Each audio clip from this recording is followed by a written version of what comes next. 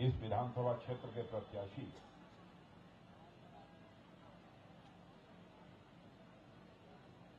और भारतीय जनता पार्टी के सांसद श्री विजय बघेल जी, संभाग प्रभारी डॉक्टर रविंद्र राय जी, जिला प्रभारी श्री राजीव जी अग्रवाल, श्री लेखराम जी साहू, चुनाव संचालन पाटन विधानसभा, श्री जितेंद्र वर्मा जी, जिलाध्यक्ष, और इस सभा में मौजूद मेरे सभी सम्मानित बहनों एवं भाइयों,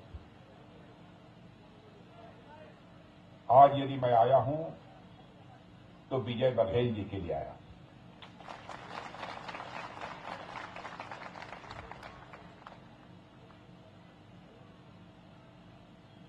विजय बघेल जी को मैं समझता हूं कि मुझसे बेहतर आप जानते हैं, लेकिन जितना मैं भारत की संसद में उन्हें मैं देखता हूं, यदि मैं कहूं कि आपके विजय बघेल अव्वल हैं तो यह कहना भी अतिशयोक्तिपूर्ण नहीं होगा।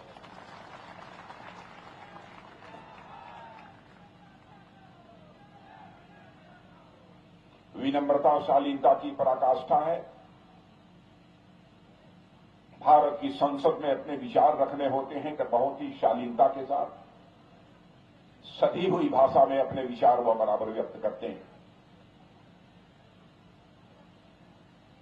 भारतीय जनता पार्टी ने एक सांसद को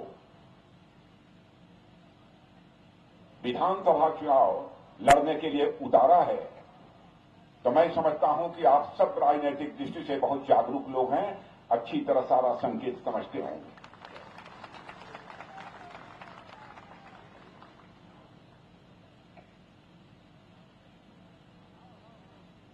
सामान्यतः राजनीतिक क्षेत्र में काम करने वाले लोग ऐसे होते हैं कि जिनके दामन पर कभी न कभी कोई दाग लग जाती है,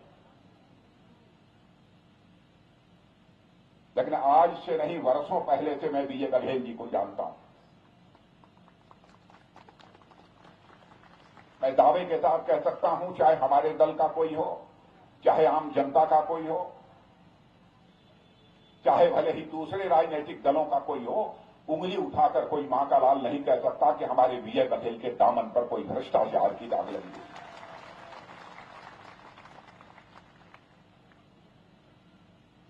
इसलिए बहुत नाप तौल कर, जांच परख कर विजय बघेल को भारतीय जनता पार्टी ने चुनाव के मैदान में उतारा है। बहनों भाइयों, यह छत्तीसगढ़ राज्य यदि बना था तो हमारे और आपके प्रधानमंत्री आदरणीय अटल बिहारी वाजपेयी जी ने इसे बनाया था आज के 25 वर्ष पहले।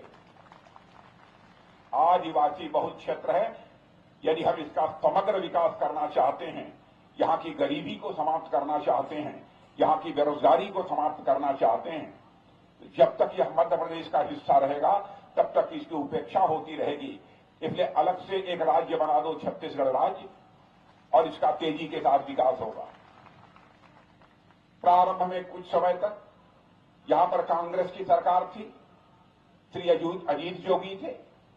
उसके बाद आप लोगों ने भारतीय जनता पार्टी की सरकार बनाई डॉक्टर रमन सिंह के नेतृत्व में, और 15 वर्षों तक यहां सरकार चली है।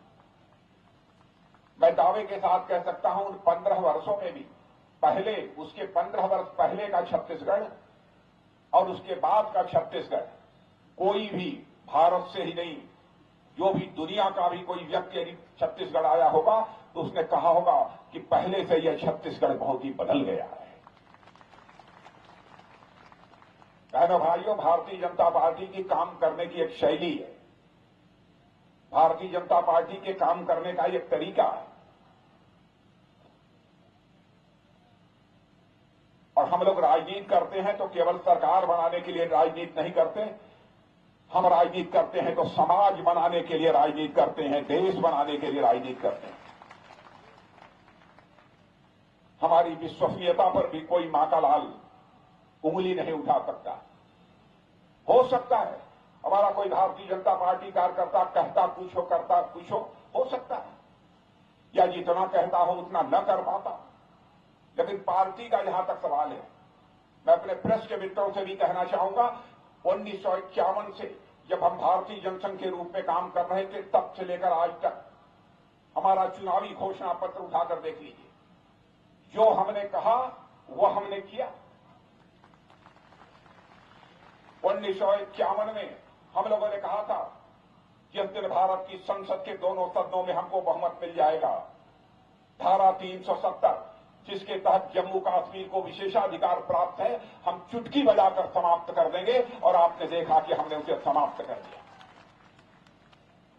1984 से हम कहते चले आ रहे हैं कि जिस दिन हम केंद्र में आएंगे और संसद में के दोनों सदनों में बहुमत मिलेगा, अयोध्या की धरती पर भव्य राम का मंदिर बनकर रहेगा। मेरे बहनों भाइयों, आप 22 तारीख को रामलला की प्राण प्रतिष्ठा होगी, 23 को आप जाकर अपना शीश झुकाकर वहां पर रामलला के दर्शन कर सकते हैं।